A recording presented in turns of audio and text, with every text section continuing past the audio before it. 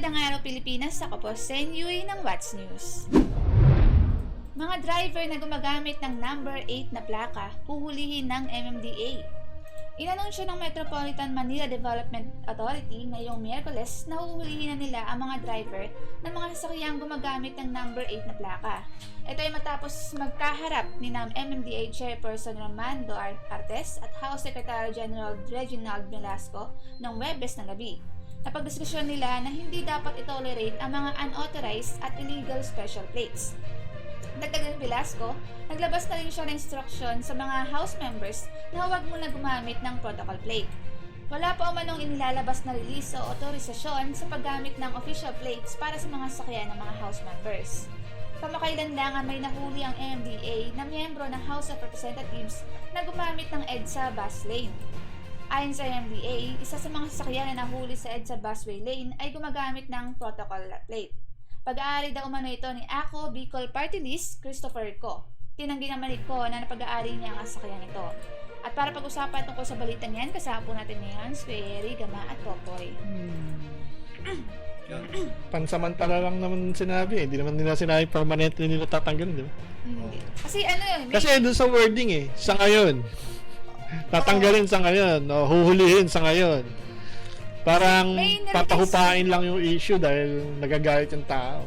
May nirelease kasi silang number 8 sa House members tapos number 7 sa Senator. So hindi nila pwedeng pagbawalan permanent kasi yung nirelease nilang Hindi, bakit ba kasi merong number 8, number 7, number kung ano-ano pa na mga special plates. Parang VIP style yung Tas ang nangyayari, kung naalala nyo, noon, matagal na nangyayari. Usually, yung gumagamit ng mga yan, hindi yung mga opisyal sa mga opisyal na lakad. Halimbawa, dapat, bakit binibigyan sila ng ganyang plate para, tsaka priority sa traffic, iyaano sila. Kasi nga, dumadalo sila ng mga session, pumupunta sila ng mga meetings, and etc. Na may kinalaman dun sa national situations o national interest. Pero sa katotohanan, hindi ganun nangyayari. Di ba nga, yung mga kongresista natin, mas madalas pang absent kaysa sa present. Pangalawa, yung mga pamilya nila ang gumagamit yan. Naalala ko tuloy yung nag-road rage na na bata na anak ng congressman na number 8 na plate, 'di ba? Parang nagiging privilege nila. Oo, naging pribilehiyo siya nung pamilya, nung convoy, nung kamag-anak.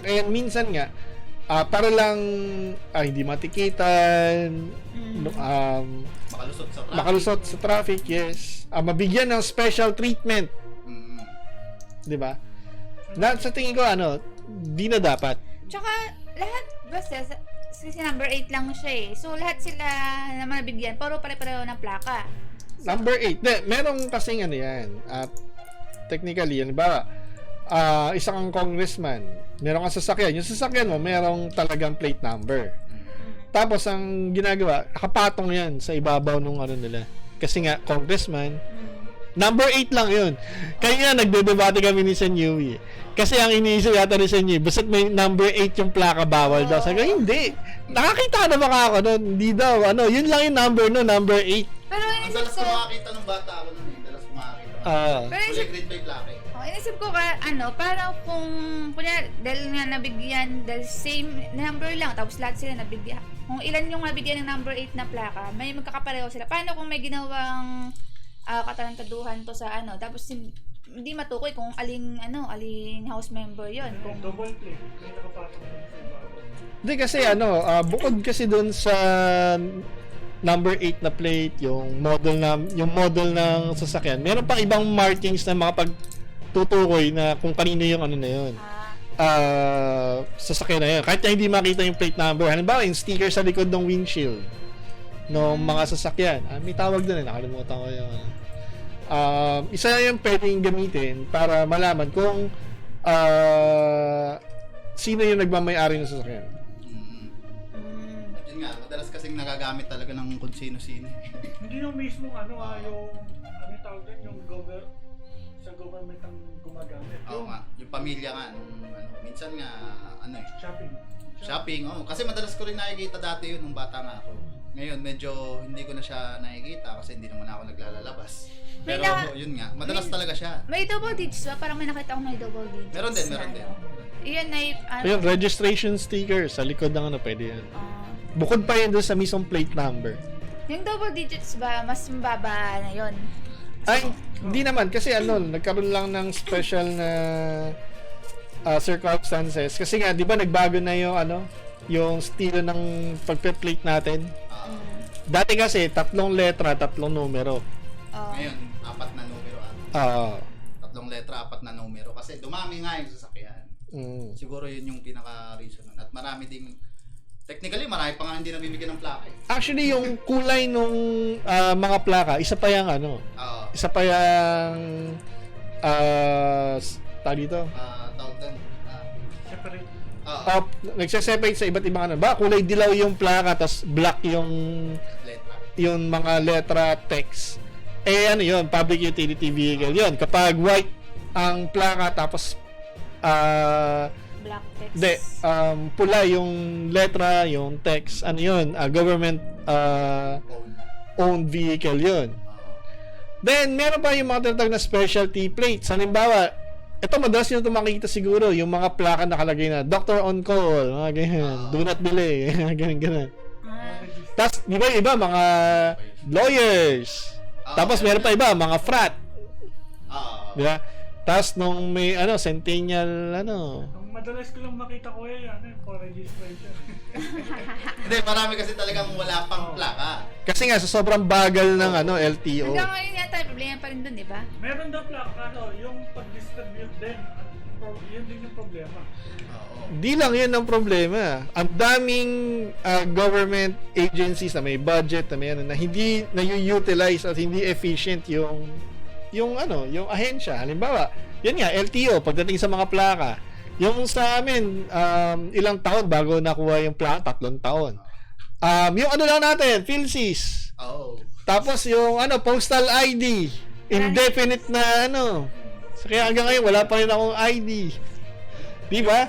Yung motor ko nga, nabulok na sa bahay. Bulok na nga yung motor ko, wala pang plaka. Tapos ang dami pa nilang mga walang kwentang mga panukalang batas. Like yung buwisit na SIM card registration na yan, di naman pala mapapakinabangan yan. Kasi Anong tawag doon? kahit AI na generated pwede. Anong tawag doon yung pinili tayong magpa-register agad tapos wala pang 24 oras, nag-overload yung system. Hindi, kahinaan yun nung particular na telecom na gumawa ng website nila. But the fact na walang silbi yung SIM card registration, Walang output.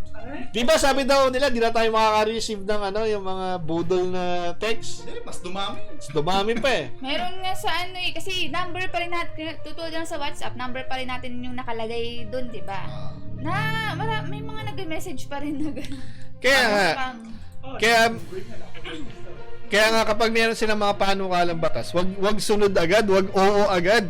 Pag-isipan, pag-aralan. Kasi technically di nila pinag-iisipan, di nga nila pinag-aaralan. Basta magpasa lang sila ng akala nila ay magandang batas, pero in practice, sablay. Wala silang kasi ang nila, may captain sila. Oo. Pero yung pala, yung di ba nabanggit na may nahuli daw na house member.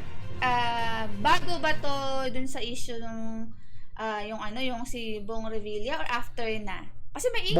Bukod pa yun. Hindi, I mean yung issue, Bukod bago, pa nga yun. Bago Bukod pa after. yun. Walang kaso yun kahit before or after. The fact na nagalit yung mga tao, ayaw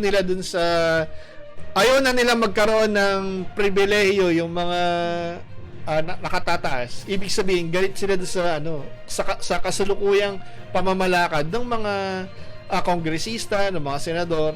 Kasi nga, nakikita nila na hindi, o nararamdaman ng tao na hindi naman talaga interest ng taong bayan yung ginagawa nila.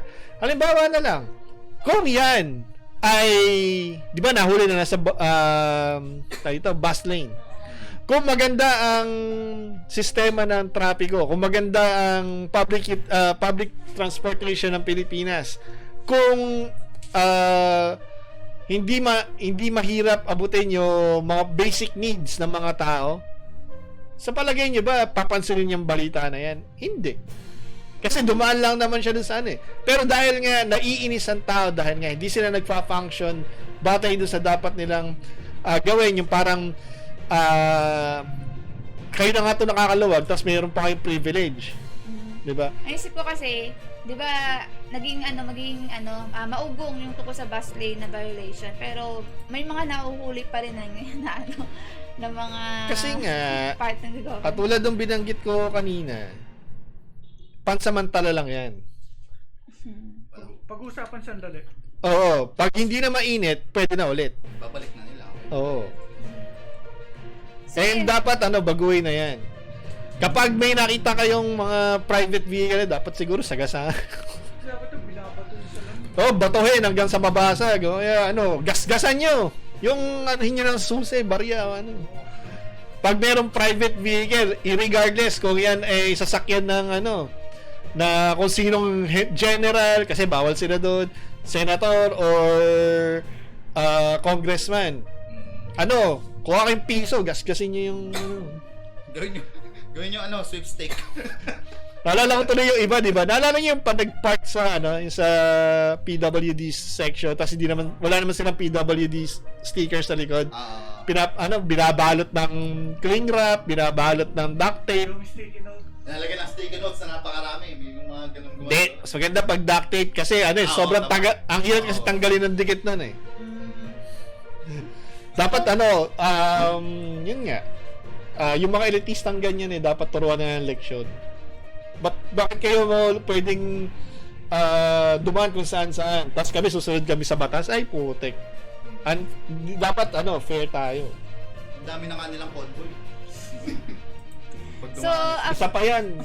Yung convoy na yan, may gastos yan. Kasi, syempre, yung gas ng mga, yung mga sasakyan na yan, hindi naman nila sa bulsa nila kinukuha, kundi sa atin din. Plus yung mga police officers na dapat ay nagbabantay sa seguridad natin, sila ay nagbabantay sa seguridad lang nila. So yun, abangan natin yung pang-update patungkol dyan. At para po sa ibang mga balita, maglangan po kayo ng What's News sa FPS Media NCA YouTube channel po natin. Maraming salamat po at yan po ang ating What's News.